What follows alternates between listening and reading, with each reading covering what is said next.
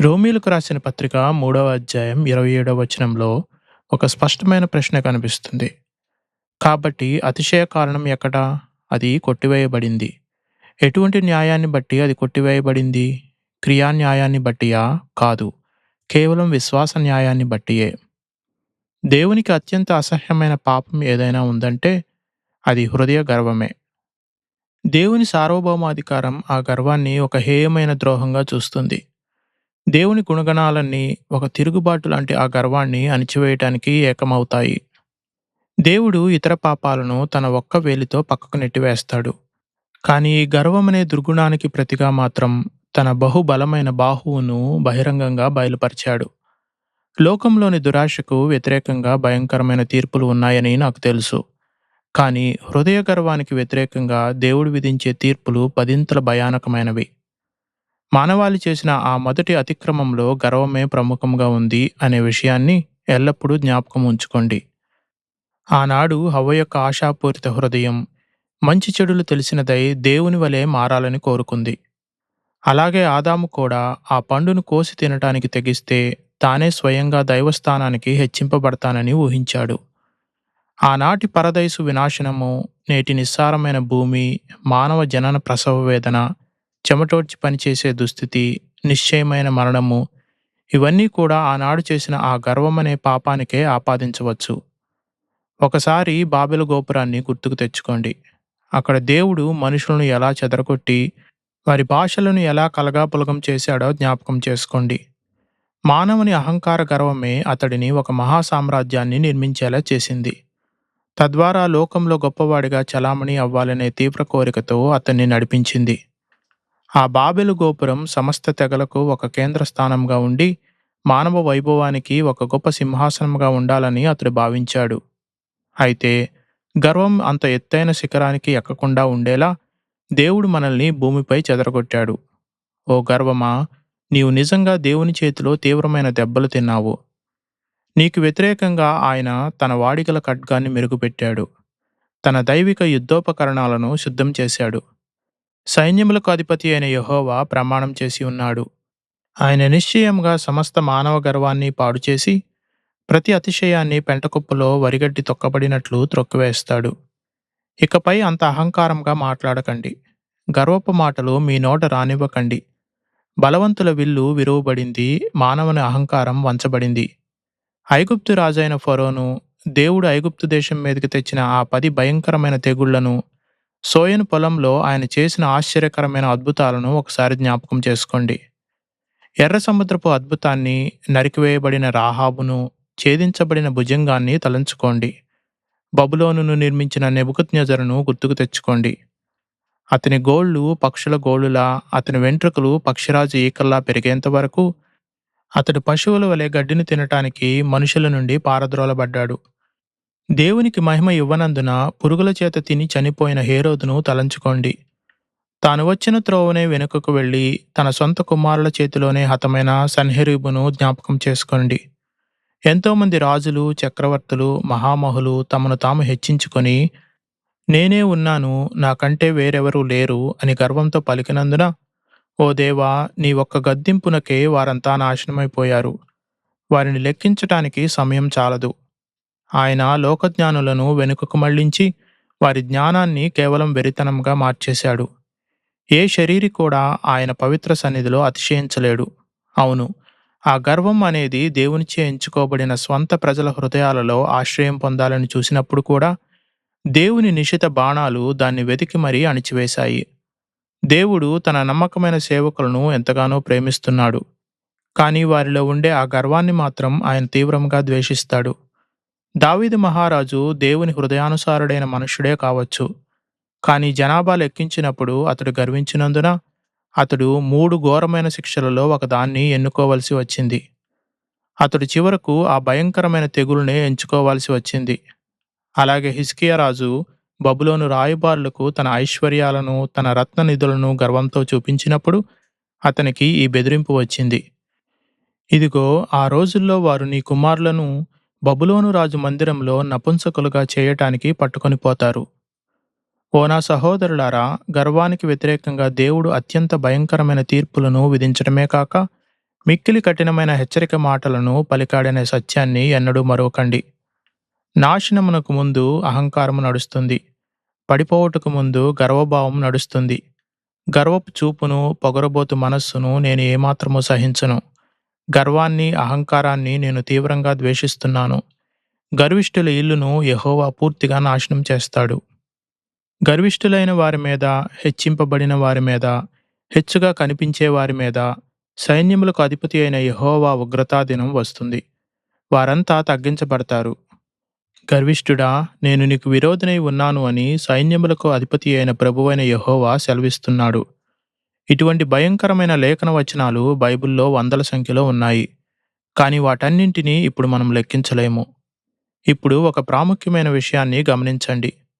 మానవుని అహంకారంపై శాశ్వతమైన అపకీర్తిని వేయటానికి, మానవుని వ్యర్థమైన అతిశయాన్ని పూర్తిగా అవమానపరచటానికి దేవుడు మనుషులను రక్షించే ఒకే ఒక పవిత్ర మార్గాన్ని నియమించాడు. ఆ మార్గంలో మానవుడు అతిశయించటానికి ఒక్క మాట కూడా మాట్లాడే అవకాశం లేదు. ఆయన తాను వేసే ఏకైక రక్షణ పునాది మానవుని సొంత బలం తుత్తునీయులుగా చేయబడేలా, మానవుని గర్వం ధూళిలో అణిగిపోయేలా ఉంటుందని స్పష్టంగా ప్రకటించాడు. అయితే అతిశయ కారణం ఎక్కడా? అది కొట్టివేయబడింది. ఎటువంటి న్యాయాన్ని బట్టి అది కొట్టివేయబడింది? క్రియా న్యాయాన్ని బట్టా? కాదు, విశ్వాస న్యాయాన్ని బట్టియే అనే ఈ లేఖన వచనపు ఆత్మీయ భావాన్ని వివరించి విశదీకరించడానికి నేను ప్రయత్నిస్తున్నాను. మొదటగా కొట్టివేయబడిన ధర్మశాస్త్రాన్ని గమనిద్దాం. ఆ తర్వాత కొట్టివేయబడిన దుర్గుణాన్ని గమనిద్దాం. మూడవదిగా అతిశయం కొట్టివేయబడటం వలనే ఘోరపాపులు సైతం దేవుని చేత అంగీకరించబడతారు అనే సత్యాన్ని గమనిద్దాం. మరియు ఎక్కడైతే అతిశయం కొట్టివేయబడిందో సరిగ్గా అదే స్థానంలో దేవుని కృప పట్ల ఒక దీనత్వంతో కూడిన కృతజ్ఞతాభావం చేర్చబడుతుందని మనం గమనించవచ్చు. మొదటగా కొట్టివేయబడిన ధర్మశాస్త్రం. మానవుడు నిరంతరం ఆశీర్వదించబడటానికి రెండు మార్గాలు ఉన్నాయి. ఒకటి క్రియల ద్వారా. నీవు ధర్మశాస్త్రాన్ని సంపూర్ణంగా అనుసరిస్తే జీవిస్తావు. నీ విధేయతకు ప్రతిగా బహుమానం ఇవ్వబడుతుంది. కట్టడలను అనుసరించు, అప్పుడు నీవు దీవించబడతావు. రెండవ మార్గం ఏమిటంటే కృపను, ఆశీర్వాదాన్ని దేవుని వద్ద నుండి ఉచిత బహుమానంగా స్వీకరించడం. ఎలాంటి యోగ్యత లేని ఒక దోషిగా, దయ చూపించడానికి కూడా అర్హత లేని పాపిగా నిలబడి కేవలం దేవుని ఉచిత దయ వల్ల మాత్రమే పాపక్షమాపణ పొందటం. ఇప్పుడు మన ప్రభువు ఈ ధర్మశాస్త్రము లేదా క్రియల మార్గాన్ని ఎంచుకోలేదు. ఈ లేఖనంలో ధర్మశాస్త్రం అనే పదం రెండుసార్లు ఉపయోగించబడింది. ఇక్కడ రెండు ప్రణాళికలు, రెండు పద్ధతులు, రెండు ఆత్మీయ సూత్రాలు ఉన్నాయి. ఒకటి క్రియల మార్గం, మరొకటి కృపా మార్గం. దేవుడు మానవ యోగ్యతను, క్రియల మార్గాన్ని ఒక్కసారిగా పూర్తిగా తిరస్కరించాడు. కేవలం విశ్వాస మార్గం ద్వారానే మనుష్యులను ఆశీర్వదించాలని దేవుడు నిర్ణయించుకున్నాడు. సహోదరులారా, మేము ఈ రెండు మార్గాలను మీ ముందు ఉంచాము. ఈ రెండింటి మధ్య ఉన్న అసలైన వ్యత్యాసాన్ని మీరు గుర్తించాలని మనస్ఫూర్తిగా కోరుతున్నాను. భక్తుడైన మార్టిన్ లూథర్ ఇలా అన్నాడు: నీవు క్రియలకు, కృపకు మధ్య ఉన్న తేడాను సరిగ్గా గుర్తించగలిగితే దేవునికి కృతజ్ఞతలు చెల్లించు. నిన్ను నీవు దైవిక శక్తి పొందినవాడివిగా భావించుకో. ఇది నిజంగా గొప్ప మూలోపదేశం. దీన్ని స్పష్టంగా అర్థం చేసుకోగలిగిన వాడు ఎన్నటికీ తప్పు సిద్ధాంతాల బారిన పడడు. అటువంటి వారికి దేవుని సరియైన బోధ ఖచ్చితంగా అర్థమవుతుంది. ఇకపోతే క్రియల ద్వారా రక్షణ సంపాదించుకోవటం మనకు కేవలం అసాధ్యం. ఒకవేళ క్రియల ద్వారానే మానవుడు రక్షించబడగలడు అని దేవుడు నియమించి ఉంటే దాని ద్వారా ఈ లోకంలో ఎవరూ రక్షించబడేవారు కారు. దానివల్ల మానవులంతా నిత్య నరకానికి నశించిపోయేవారు. ఎందుకంటే నీవు క్రియల ద్వారా రక్షించబడాలని అనుకుంటే ధర్మశాస్త్రం నీ నుండి సంపూర్ణమైన పాపరహిత విధేయతను కోరుతుందని గుర్తుంచుకో. ఒకే ఒక్క చిన్న లోపం లేదా చిన్న అతిక్రమం చేసినా సరే ధర్మశాస్త్రం నిన్ను ఏమాత్రం కనికరం లేకుండా ఖండిస్తుంది. అది ప్రతి ఆజ్ఞను నీవు తప్పకుండా పాటించాలని కోరుతుంది. నీవు ఏ చిన్న తప్పు చేసినా ఉచితంగా క్షమించడం దానికి తెలియదు. ఒక కఠినమైన అప్పిచ్చిన వాడిలా అది నీ గొంతు పట్టుకొని నాకు చెల్లించాల్సింది పూర్తిగా చెల్లించు అని గద్దిస్తుంది. నీవు ఒక చిల్లిగవ్వ చెల్లించకపోయినా సరే అది నిన్ను ఆత్మీయ చెరసాలలో బంధిస్తుంది. దాని నుండి నీవు ఎన్నటికీ బయటకు రాలేవు. నీవు ధర్మశాస్త్రాన్ని బాహ్యంగా సంపూర్ణంగా పాటించగలిగినా నీ బాహ్య జీవితంలో లాగానే నీ అంతరంగ హృదయాల్లో కూడా దాన్ని పాటించాల్సి ఉంటుందని గుర్తుంచుకో. నీ హృదయం సరియైన మార్గం నుండి ఒక్కసారి పక్కకు కదిలినా ఒక్క క్షణికావేశపు శోధన నీలోకి ప్రవేశించి పాపములో భాగస్వామిని చేసినా అది నిన్ను నాశనం చేస్తుంది. నీ దేవుడైన ప్రభువును నీ పూర్ణ హృదయంతో, పూర్ణాత్మతో, పూర్ణ మనస్సుతో, పూర్ణ బలంతో ప్రేమించాలి. నీ పొరుగువానిని నిన్ను వలె ప్రేమించాలి. దీని విషయంలో నేను కనీసం 10,000 సార్లైనా విఫలం కాలేదు అని ధైర్యంగా చెప్పగల వేషధారులు ఎవరైనా ఇక్కడ ఉన్నారా? ఒకవేళ ఇక్కడ విఫలమైతే, నీ జీవితంలో ఎన్నో మంచి సద్గుణాలు ఉన్నప్పటికీ, నీ బాహ్య ప్రవర్తన ఎవరూ విమర్శించలేని విధంగా ఉన్నప్పటికీ, నీవు నిశ్చయంగా నశించిపోతావు. ఎందుకంటే నీవు ధర్మశాస్త్రాన్ని సంపూర్ణంగా పాటించలేదు. దాని ఆజ్ఞలను నీవు పూర్తిగా నెరవేర్చలేదు. మరొక సత్యాన్ని జ్ఞాపకం ఉంచుకోండి. నీవు ధర్మశాస్త్రం ద్వారా ఎన్నటికీ రక్షించబడలేవు అనేది చాలా స్పష్టం. ఎందుకంటే ఈ క్షణం వరకు నీ హృదయము, నీ జీవితం పూర్తిగా ఏ తప్పు లేకుండా ఉన్నప్పటికీ, నీవు చనిపోయే రోజు వరకు కూడా అచ్చం అలాగే ఉండాలని ధర్మశాస్త్రం కోరుతుంది. శోధనలు నీపైకి వచ్చినప్పుడు, శ్రమలు నీపై దండయాత్ర చేసినప్పుడు, వీటన్నింటికీ వ్యతిరేకంగా నీవు స్థిరంగా నిలబడగలనని అనుకుంటున్నావా? నీవు పొరపాటు పడటానికి ఒక్క క్షణమైనా ఉండదా? నీ కన్ను కామం వైపు తిరగటానికి, నీ హృదయం వ్యర్థమైన ఆలోచనలపై నిలబడటానికి, నీ చేయి మంచిది కాని దాన్ని తాకటానికి, చాచబడటానికి ఒక్క క్షణమైనా ఉండదా? ఓ మనుష్యుడా, గుర్తుంచుకో. ఈ లౌకిక జీవితంతోనే ఆ పరీక్షా కాలం ముగిసిపోతుందని మనం ఖచ్చితంగా చెప్పలేము. నువ్వు దేవుని సృష్టిగా ఉన్నంతకాలం నీవు ధర్మశాస్త్రానికి రుణస్థుడిగానే ఉంటావు. నీ ఆత్మీయ సంతోషం నిరంతరం త్రాసులో తోచబడుతుంది. చివరికి పరలోకంలో కూడా ధర్మశాస్త్రం నిన్ను వెంబడిస్తుంది. అక్కడ కూడా నీ నీతిని నీవే కాపాడుకుంటూ ఉండాలి. ఒక్క పొరపాటు జరిగినా అక్కడ నుండి నీవు పడిపోవచ్చు. ఆ పరలోక వీణల మధ్య నీవు తెల్లని వస్త్రాలు ధరించి ఉన్నప్పటికీ, నీవు నీ స్వక్రియల ద్వారా రక్షించబడవలసి వస్తే నిశ్చయంగా నశించిపోయే అవకాశం ఉంటుంది. ఇక్కడ కూర్చున్న వారిలో ధర్మశాస్త్రం ద్వారా రక్షించబడాలనే వ్యర్థమైన ఆశను కలిగి ఉన్నవారు చాలా తక్కువ మంది ఉంటారని నేను అనుకుంటున్నాను. కానీ బహుశా దేవుడు ధర్మశాస్త్రాన్ని సవరిస్తాడని, లేదా అది అసంపూర్ణమైనదైనా మనలోని నిజాయితీ గల విధేయతను అంగీకరిస్తాడనే ఒక పెద్ద భ్రమ మనుష్యుల్లో ఉంది. అంటే, సరే, ఈ వ్యక్తి తనకు చేతనైనంత చేశాడు కదా, కాబట్టి ఇతడి కొద్దిపాటి విధేయతనే సంపూర్ణ విధేయతగా స్వీకరిస్తాను అని దేవుడు అంటాడని వారు అనుకుంటారు. అయితే దీనికి విరుద్ధంగా అపోస్తలుడైన పౌలు, ధర్మశాస్త్ర క్రియల మూలంగా ఏ నరుడు నీతిమంతుడిగా తీర్చబడడు అని స్పష్టంగా ప్రకటించాడు. అంతేకాక దేవుని ధర్మశాస్త్రం ఏనాటికి మారదు. అది నీ నుండి తాను కోరిన దానికంటే తక్కువ విధేయతను ఎన్నడూ అంగీకరించదు. మన రక్షకుడైన క్రీస్తు ఏమి చెప్పాడో గుర్తుందా?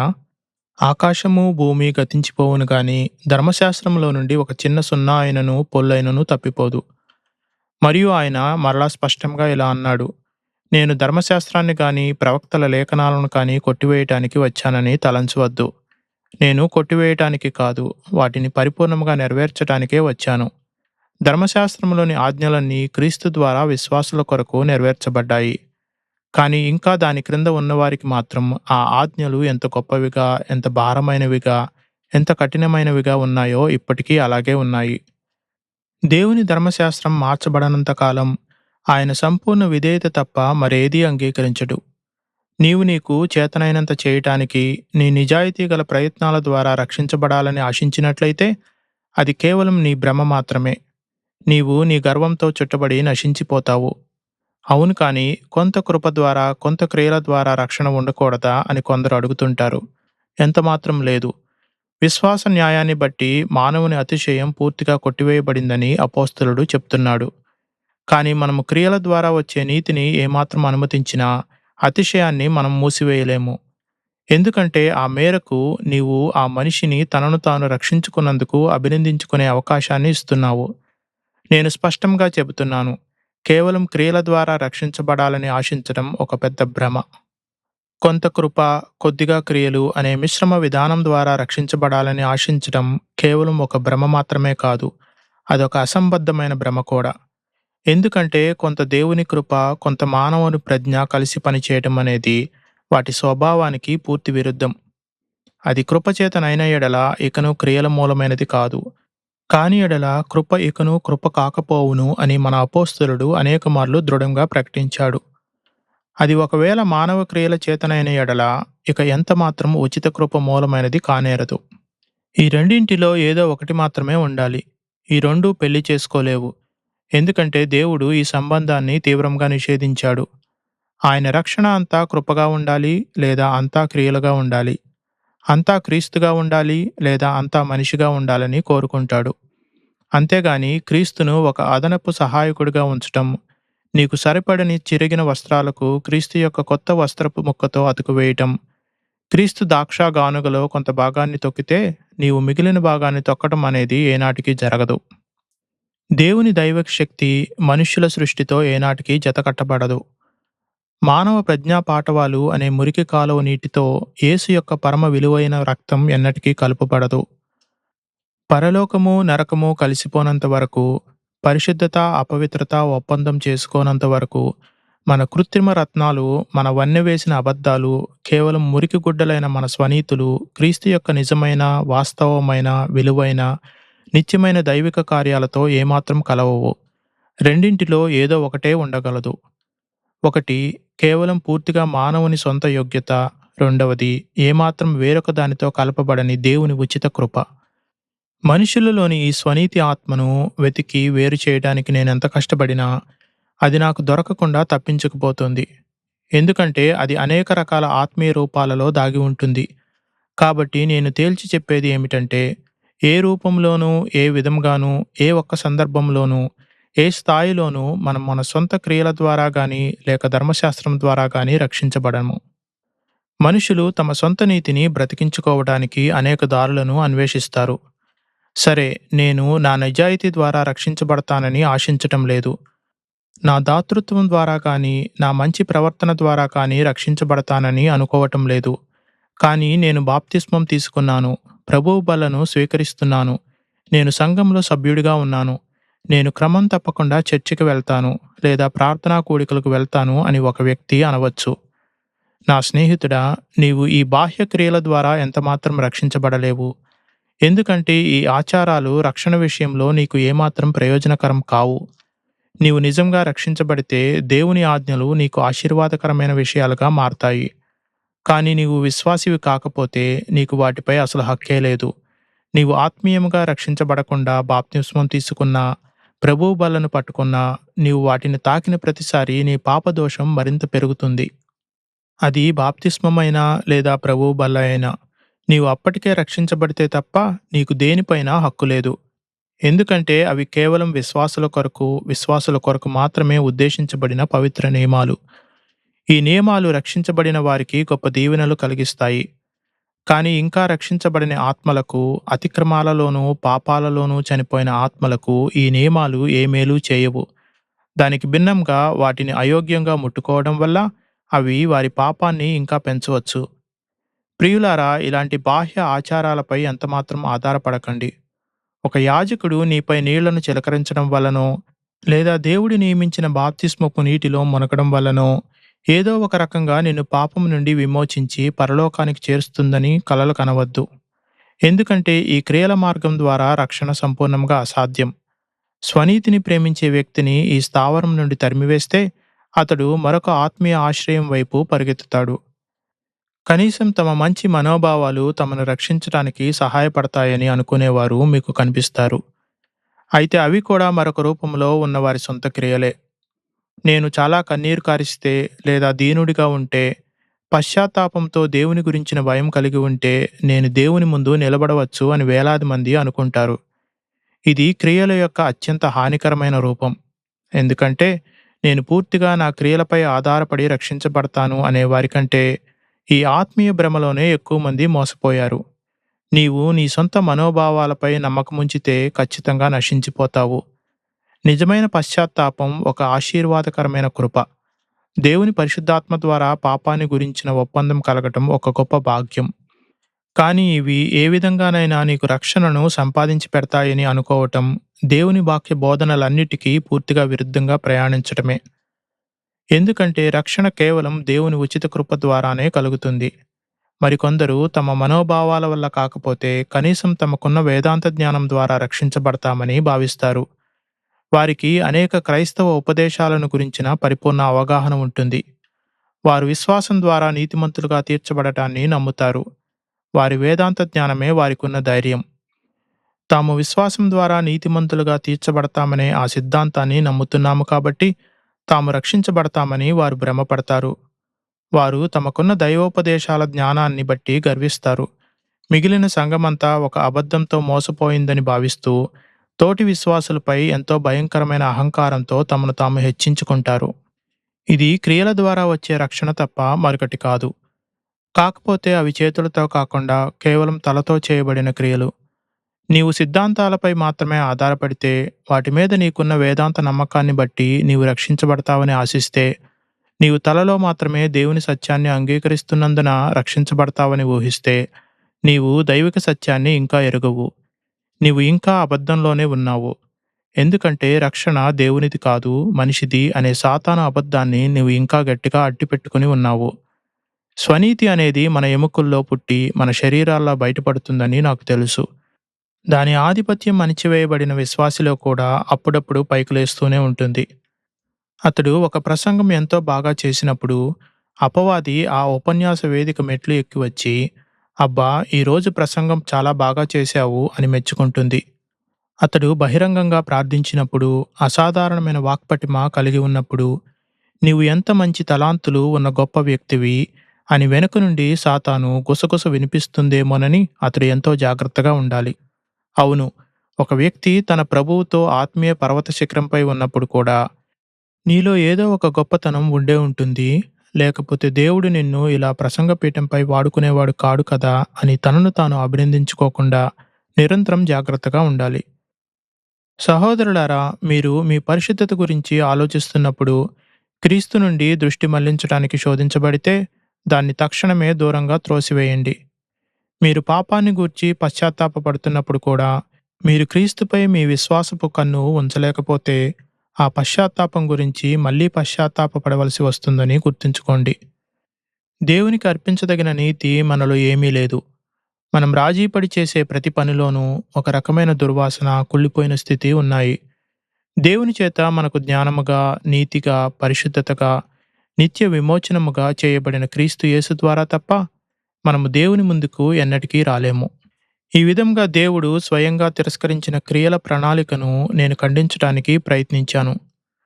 విశ్వాసం ద్వారా కృపచేతనే రక్షణ పొందవచ్చు అనే మార్గాన్నే దేవుడు పరిపూర్ణంగా అంగీకరించాడు కనుక మానవుని అతిశయం పూర్తిగా కొట్టివేయబడింది అని నిరూపిస్తాను. పరలోకంలో ప్రవేశించిన ఆ మొదటి వ్యక్తి విశ్వాసం ద్వారానే పరలోకంలో ప్రవేశించాడు. విశ్వాసం ద్వారానే హేబెలు కయీను కంటే శ్రేష్టమైన బలిని దేవునికి అర్పించాడు. దేవునిచే అంగీకరించబడిన ఆ విశ్వాసుల సమాధులన్నిటిపైన మీరు ఈ సమాధి వాక్యాన్ని చదవవచ్చు. వీరందరూ విశ్వాసము కలవారై మృతి పొందిరి. విశ్వాసము ద్వారానే వారు దేవుని వాగ్దానాన్ని పొందుకున్నారు. మరియు ఆ ప్రకాశించే మహిమ సమూహం అంతటిలో మేము గొర్రెపిల్ల రక్తంలో మా వస్త్రాలను ఉదుకుకొని వాటిని తెల్లబరుచుకున్నాము అని ఒప్పుకోని వారు ఒక్కరు కూడా ఉండరు. కాబట్టి దేవుడు ఎన్నుకున్న ఏకైక రక్షణ మార్గం కేవలం ఉచిత కృప మాత్రమే. ఆ ఆత్మీయ ప్రణాళికను మీ కళ్ళ ముందు చిత్రించటానికి నేను ప్రయత్నిస్తాను. అతిశయం అనేది పరలోక రాజ్యంలో ప్రవేశించటానికి అత్యంత ఆసక్తిగా ఉందని మనం ఊహించుకుందాం. అది ఆ పరలోకపు ద్వారం వద్దకు వెళ్ళి తలుపు తడుతుంది. అప్పుడు ద్వారపాలకుడైన దేవదూత బయటకు చూసి ఎవరక్కడా అని అడుగుతాడు. దానికది, నేను అతిశయాన్ని, నేను పరలోకంలో అత్యున్నత స్థానాన్ని కోరుతున్నాను. మానవునికి మహిమ కలుగును గాక, ఎందుకంటే అతడు పాపంలో పడిపోయినప్పటికీ తనను తాను పైకి లేపుకొని తన సొంత విమోచనను సాధించుకున్నాడు అని పాడుకోవటానికి నేను అనుమతి కోరుతున్నాను అని అంటుంది. అప్పుడు ఆ దేవదూత గద్దిస్తూ ఇలా అన్నాడు, ఆత్మల రక్షణ అనేది మానవుని వల్ల కాదు, మానవుని క్రియల ద్వారా అసలే కాదు. దేవుడు ఎవరిని కరుణించాలనుకుంటాడో వారిని కరుణిస్తాడు, ఎవరి ఎడల జాలి పడాలనుకుంటాడో వారి ఎడల జాలి పడతాడు అని నీవు వినలేదా? ఓ అతిశయమా, ఇక్కడి నుండి పారిపో. ఈ అత్యున్నత స్థానం ఏనాటికీ నీది కాజాలదు. మానవ యోగ్యతకు విరుద్ధంగా దేవుడు స్వనీతిపరుడైన పరిసయ్యుడిని త్రోసివేసి పశ్చాత్తాపపడిన సుంకరిని, వేశ్యను పరలోక రాజ్యంలో ప్రవేశించటానికి ఎన్నుకున్నాడు.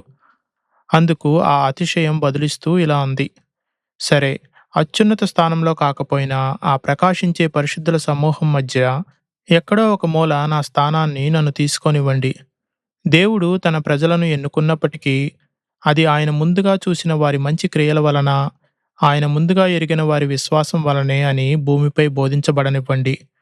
తద్వారా దేవుడు ముందుగా చూసి ఎరిగినందున వారిలో ఆయన కనుగొన్న ఒక శ్రేష్ఠత కారణంగానే వారిని ఎన్నుకున్నాడని చెప్పుకోనివ్వండి.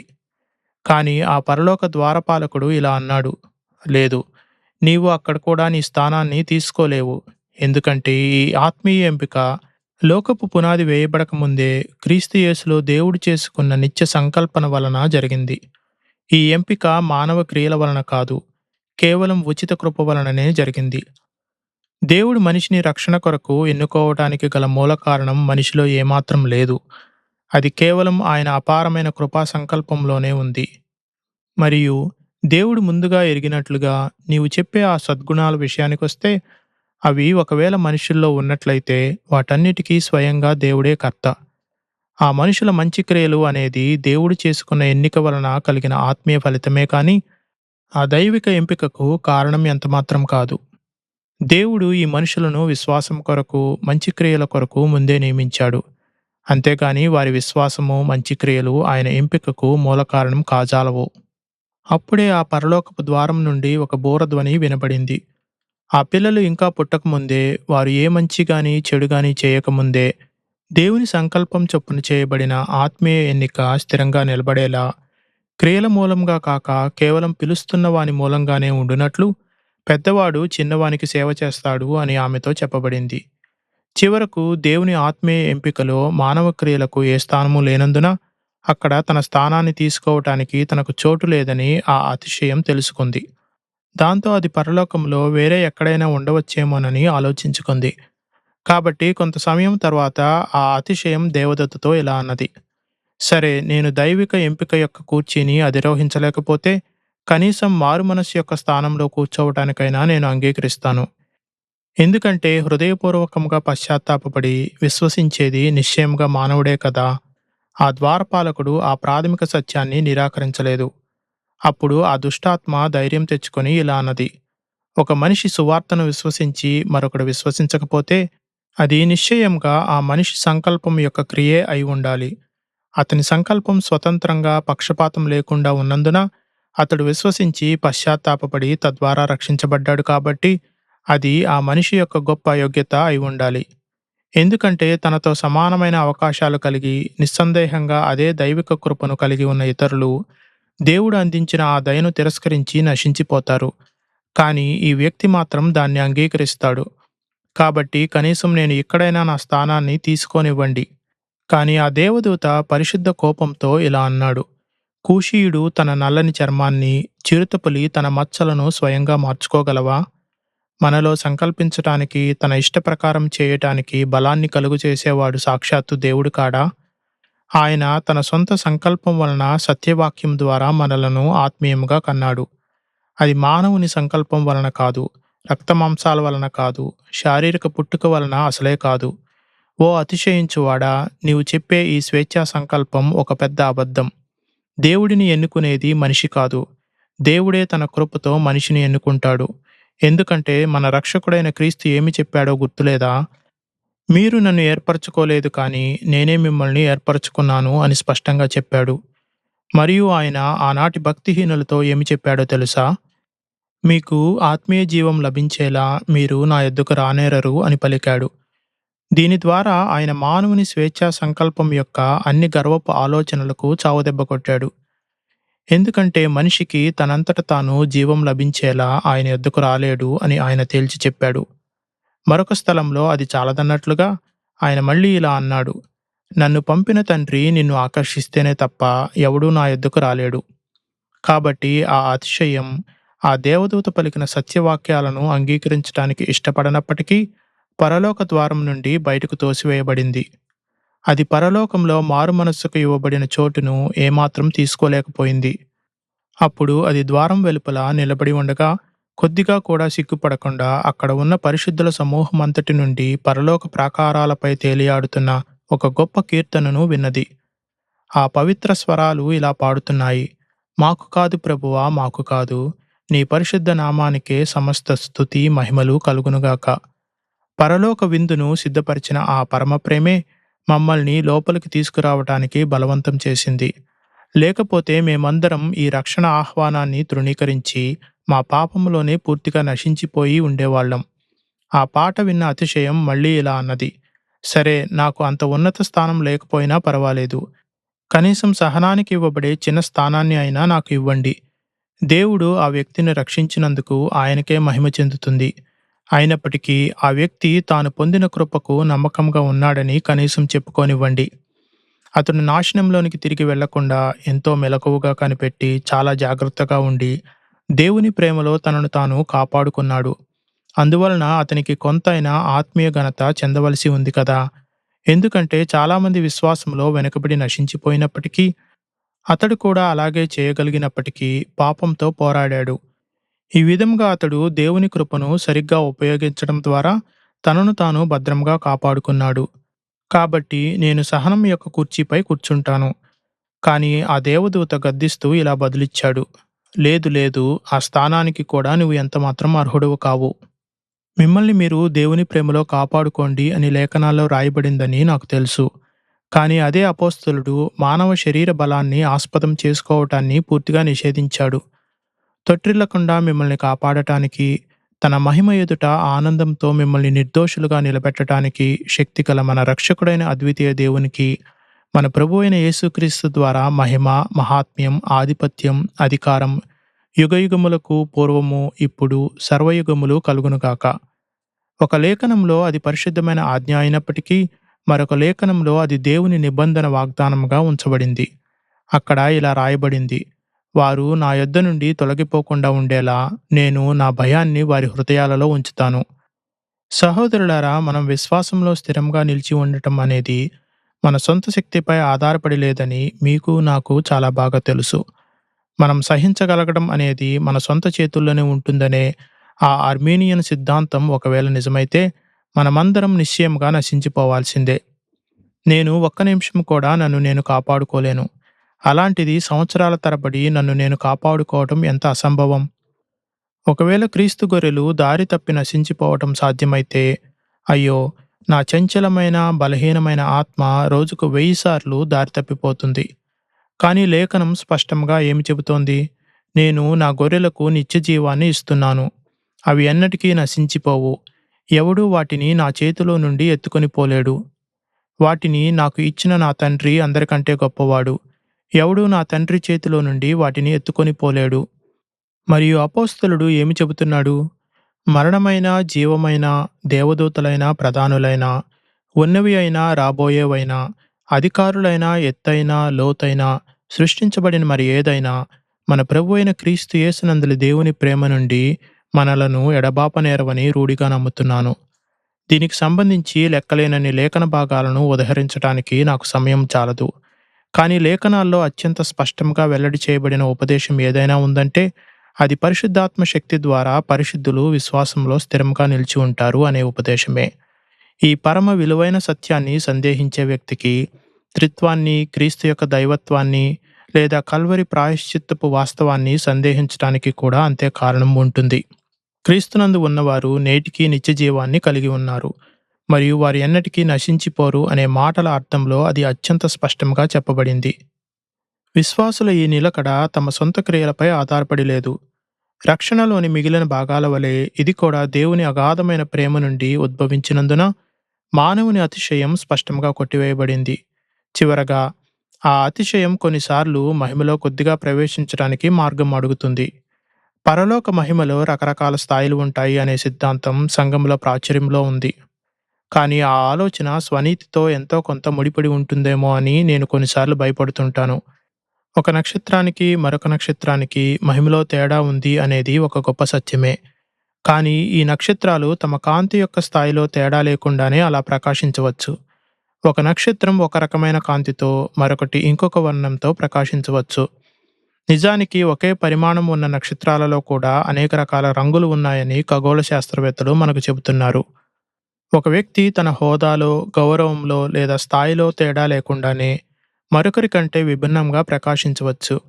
నా మట్టుకైతే లేఖనంలో ఎక్కడా పరలోక మహిమలోని హెచ్చుతగ్గుల స్థాయిల గురించి నాకు స్పష్టంగా కనిపించలేదు. నేను ఆ స్థాయిల సిద్ధాంతాన్ని నమ్మడం లేదు. ఒకవేళ అలాంటి స్థాయిలు ఉన్నప్పటికీ అవి మానవ క్రియలను బట్టి కాక కేవలం దేవుని ఉచిత కృప వల్లనే ఉంటాయి అని గమనించండి. ఒక క్రైస్తవుడు మరొకరి కంటే క్రీస్తుకు ఎక్కువ భక్తితో ఉన్నాడు కాబట్టి నిత్యత్వంలో వారిద్దరి మధ్య స్థాయిలో తేడా ఉంటుందని నేను పరిగణించలేను. ఎందుకంటే ఇది మళ్ళీ క్రియల మార్గాన్ని ప్రవేశపెట్టడం అవుతుంది. ఇది ఆ పాత హాగరు నిబంధనను తిరిగి తీసుకురావటం అవుతుంది. దాసి కుమారుడిని తిరిగి తీసుకురావటం అవుతుంది. దాని గురించి దేవుడు స్పష్టంగా ఇలా చెప్పాడు కదా! దాసి కుమారుడు నా కుమారునితో అనగా ఇస్సాకుతో వారసుడిగా ఎంతమాత్రం ఉండడు. నా సహోదరులారా, పరలోకములో మన ఆత్మీయ సహోదరుల కంటే గొప్పగా ఉండటానికి ప్రయత్నించడం అనే ఒక నీచమైన లౌకిక ఆలోచన కాకుండా స్వచ్ఛమైన ఉద్దేశంతో మనం దేవునికి సేవ చేయగలమని నేను నమ్ముతున్నాను. నేను ఒకవేళ పరలోకానికి వెళ్తే అక్కడ నాకంటే వేరొకరు గొప్పవారిగా ఉన్నా అది నాకు సమస్య కాదు.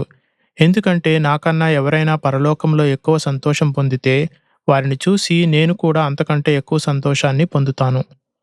అక్కడ ఒక ఆత్మకు మరొక ఆత్మకు మధ్య అనుబంధం చాలా తీవ్రంగా ఎంతో గొప్పగా ఉంటుంది. ఆ నీతిమంతుల పరలోకమంతా నా పరలోకమే అవుతుంది. అందువలన మీకు ఏది ఉందో నాకు కూడా అచ్చం అదే ఉంటుంది. మనము భూమిపై కంటే అక్కడ ఆత్మీయ సహవాసంలో మరింత పరిపూర్ణంగా ఏకమై ఉంటాము. అక్కడ ఉన్న ప్రతి పరిశుద్ధుడు ఉమ్మడి శరీరంలో కలిసిపోతాడు.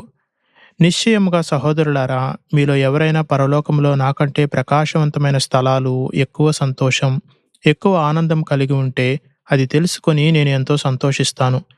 ఆ దృక్పథం ఇప్పుడు నా ఆత్మలో ఎటువంటి అసూయను రేకెత్తించదు. ఒకవేళ ఇప్పుడు రేకెత్తించినా అక్కడ నిశ్చయముగా రేకెత్తించదు. కానీ మీకు ఎంత ఎక్కువ ఉంటే నాకు అంత ఎక్కువ ఉంటుందని నేను భావిస్తాను. పరలోకంలో అంతా ఉమ్మడి వాటానే. భూమిపై కూడా ఆరంభ పరిశుద్ధులు పరలోకపు స్థితిలో ఉన్నప్పుడు అన్నింటినీ ఉమ్మడిగా కలిగి ఉండేవారు. అలాగే వారు ఆ నిత్య మహిమలో కూడా అన్నింటినీ ఉమ్మడిగా కలిగి ఉంటారని నేను నమ్ముతున్నాను. పరలోకంలో ఏదో పెద్ద మనుషులు ప్రత్యేకంగా ఉండటం, పేద క్రైస్తవులు తలుపు వెనుక ఉండటం అనేది నేను నమ్మను. ఒకరితో ఒకరికి మనకున్న ఆత్మీయ ఐక్యత ఎంత గొప్పగా ఉంటుందంటే మానవ భేదాలు అక్కడ పూర్తిగా అదృశ్యమవుతాయని నేను నమ్ముతున్నాను. మనమందరము ఉమ్మడి సహవాసాన్ని, ఆసక్తిని, ఐక్యతను కలిగి ఉంటాము. అక్కడ వ్యక్తిగత యాజమాన్యాలు, వ్యక్తిగత హోదాలు లేదా వ్యక్తిగత గౌరవాలు అనేవి ఏవీ ఉండవు. అక్కడ మనమందరం క్రీస్తులో సంపూర్ణ స్థాయిలో ఏకమై ఉంటాము. అక్కడ మానవుని అతిశయం పూర్తిగా మూసివేయబడుతుందని నేను నమ్ముతున్నాను. కానీ విశ్వాసులు ఈ భూమిపై చేసిన క్రియలపై ఆధారపడే పరలోకంలో వారి మహిమ స్థాయిలు ఉంటాయనే సిద్ధాంతం నిజమైతే అతిశయం కనీసం తన తోకనైనా పరలోకంలోనికి తీసుకెళ్లగలుగుతుంది.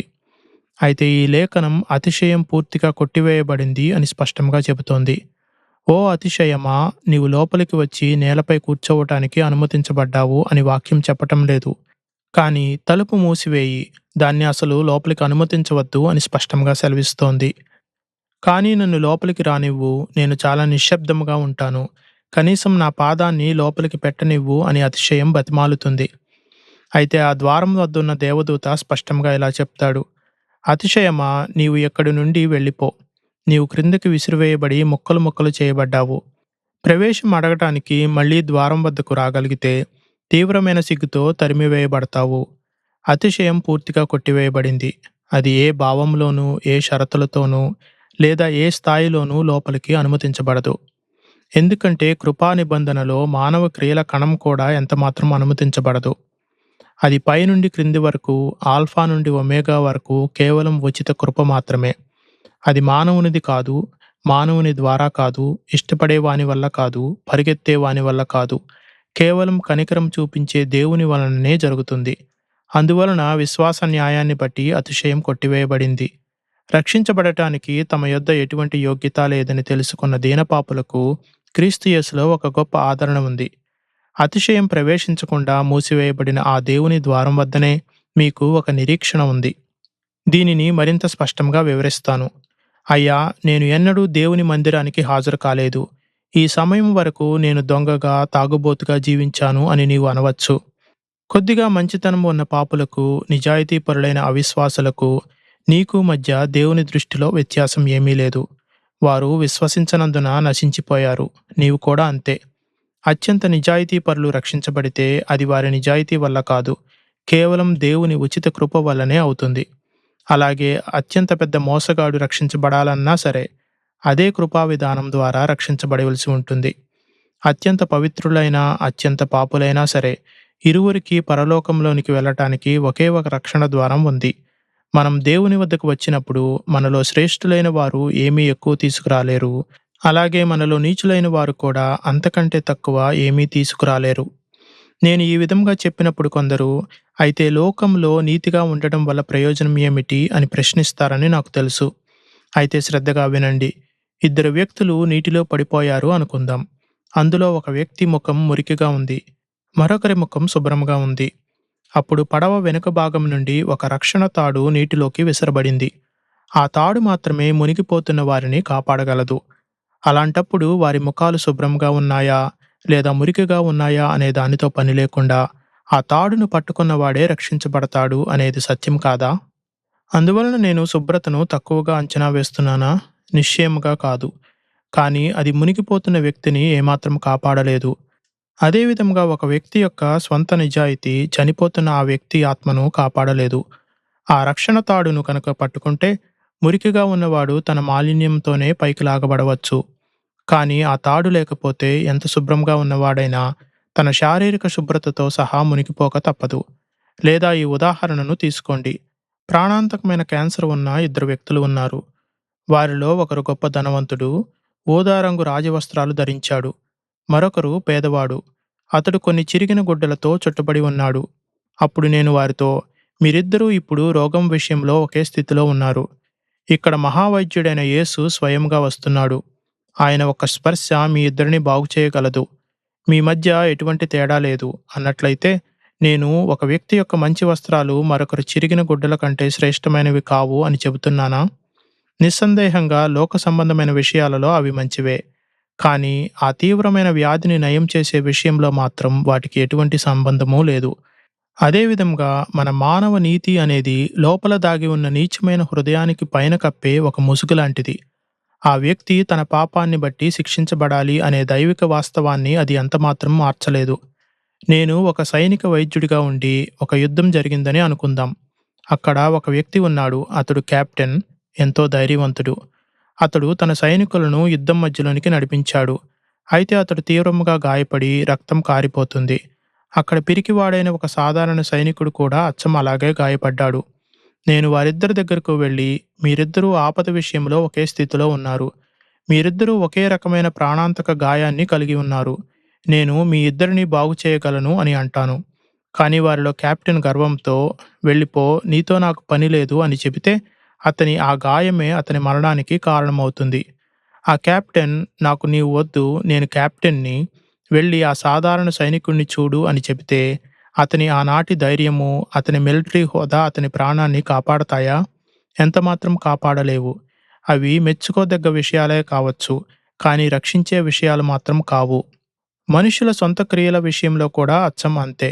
మనుషులు వాటినే తమ ఆత్మీయ నమ్మకంగా చేసుకుంటే ఆ క్రియలతో సహా వారు నిత్య నరకంలోనికి వెళ్ళిపోతారు.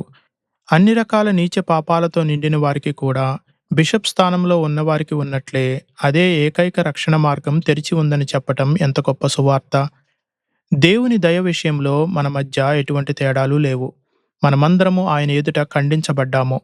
మన పాపపు అపరాధంలో హెచ్చుతగ్గుల స్థాయిలు ఉండవచ్చు. అయితే లోకంలో శ్రేష్ఠులైన వారికైనా నీచులకైనా దేవుని ఉగ్రత శిక్ష తప్పనిసరి.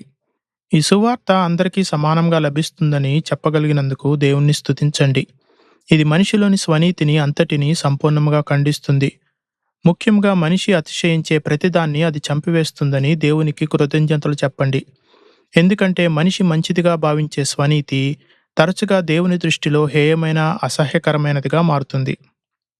కాబట్టి మనమందరము నీతిపరులమైన లేదా నీచులమైన, పవిత్రులమైన లేదా పతితులమైన, నిజాయితీపరులమైన లేదా అన్యాయస్థులమైన, మనమందరము దేవుని యొద్దకు వచ్చి, గొప్ప దేవా, మమ్మల్ని క్షమించు, మేమందరము దోషులము, మాకు నీ ఉచిత కృపను ఇవ్వు, దానికి మేము ఏమాత్రం అర్హులము కాము, నీ దయను మాపై కుమ్మరించు, దానికి మాకు ఎలాంటి హక్కు లేదు, కానీ యేసుక్రీస్తు మా కోసం మరణించాడు కాబట్టి ఆయన నామంలో మాకు రక్షణను ఇవ్వు అని ప్రార్థించాలి. అలా ఆయన యొద్దకు వచ్చిన ఒక్కరిని కూడా ఆయన ఎన్నటికీ త్రోసివేయడు. ఎందుకంటే అదే పరిపూర్ణమైన రక్షణ మార్గం. దేవుని ప్రియకుమారుడైన యేసుక్రీస్తు రక్తం మనల్ని సమస్త పాపము నుండి శుద్ధి చేస్తుంది. ఇప్పుడు చెప్పండి, మనుష్యుల అతిశయం ఎక్కడ ఉంది? మీరు ఎంత గొప్పవారైనప్పటికీ, మానవాళి కొరకు ఎన్నో గొప్ప పనులు చేసినప్పటికీ, మీరు దేవుని ఎదుట అతిశయించలేరు. ఎందుకంటే అతిశయించటానికి మీ దగ్గర ఏమీ లేదు. కనుక ఓ ప్రభూ, ఈ దీనులమైన పాపులపై కనికరం చూపుము అని దీనంగా ప్రార్థించండి. అప్పుడు ప్రభువు, మీరు శుద్ధులు, వెళ్ళి ఇకపై పాపం చేయకండి, మీ దోషాలన్నీ మీకు క్షమించబడ్డాయి అని ప్రేమతో మీతో చెప్తాడు. ఏ దైవిక ప్రణాళిక చొప్పున మానవుని అతిశయం కొట్టివేయబడిందో, అదే ప్రణాళిక మనలను క్రీస్తు యొద్దకు కృతజ్ఞతతో నడిపిస్తుంది. అసలు రక్షణకు ఈ నియమం అవసరమా అని, లేదా ఒక వ్యక్తి రక్షించబడాలంటే ఎంతకాలం భక్తిగా ఉండాలని మీరు అనుకుంటున్నారు అని ప్రజలు అడుగుతూ ఉంటారు. దానికి నేను ఇలా బదులిస్తాను. ప్రియమిత్రమా, నీవు మమ్మల్ని సరిగ్గా అర్థం చేసుకోలేకపోతున్నావు. ఎందుకంటే ఈ బాహ్య ఆచారాల విషయాలు ఏ విధంగానూ మనిషిని రక్షించవు అని మేము నమ్ముతున్నాము. అయితే మీరు ఎందుకు బాప్తిస్మం తీసుకుంటున్నారు? లేదా మీరు ఎందుకు పరిశుద్ధతలో నడుస్తున్నారు అని వారు మళ్ళీ అడుగుతారు. నన్ను నేను రక్షించుకోవటానికి కాదు, నేను అప్పటికే క్రీస్తు రక్తంలో ఉచితంగా రక్షించబడ్డాను కాబట్టి అని నేను బదులిస్తాను. నిన్ను నీవు రక్షించుకోవటానికి నీవు చేసే ఏ పనైనా అదొక స్వార్థపూరితమైన చర్య అవుతుంది. అందువలన అది దేవుని దృష్టిలో మంచిది కాజాలదు. కేవలం దేవుని మహిమ కొరకు నిర్మల హృదయంతో చేయబడినది మాత్రమే లేఖన ప్రకారం మంచిదిగా ఎంచబడుతుంది. ఒక వ్యక్తి దేవుని కోసం నిజమైన మంచి క్రియ చేయాలంటే మొదట అతడు రక్షించబడాలి. అలా రక్షించబడిన తర్వాత తన స్వంతంగా కొత్తగా పొందటానికి ఏమీ లేని, పోగొట్టుకోవటానికి ఏమీ లేని ఆ వ్యక్తి నిజమైన కృతజ్ఞతతో, అగాపే ప్రేమతో దేవునికి సేవ చేయడం ప్రారంభిస్తాడు. అప్పుడు మాత్రమే అసలైన సద్గుణం సాధ్యమవుతుంది. అతడు ఆ పరిశుద్ధత యొక్క అత్యున్నత శిఖరాలను ధైర్యంగా అధిరోహించవచ్చు. అతడిని కిందకు పడద్రోసే వ్యర్థమైన అతిశయపు భయం ఏమీ లేకుండా అతడు అక్కడ భద్రంగా నిలబడవచ్చు. అయినప్పటికీ అతడు తాను చేసిన దానిలోనూ, తాను ప్రస్తుతం ఉన్నదానిలోనూ, తాను భవిష్యత్తులో ఉండాలని ఆశిస్తున్న దానిలోనూ తన రక్షణాధారం ఎంతమాత్రం లేదని గ్రహిస్తాడు. కేవలం తన రక్షకుడైన యేసుక్రీస్తు వలన మాత్రమే తన రక్షణ సాధ్యమైందని పరిపూర్ణంగా విశ్వసిస్తాడు. అట్టి దేవునికి నిరంతరం సమస్త మహిమ ఘనత కలుగునుగాక. ఆమెన్.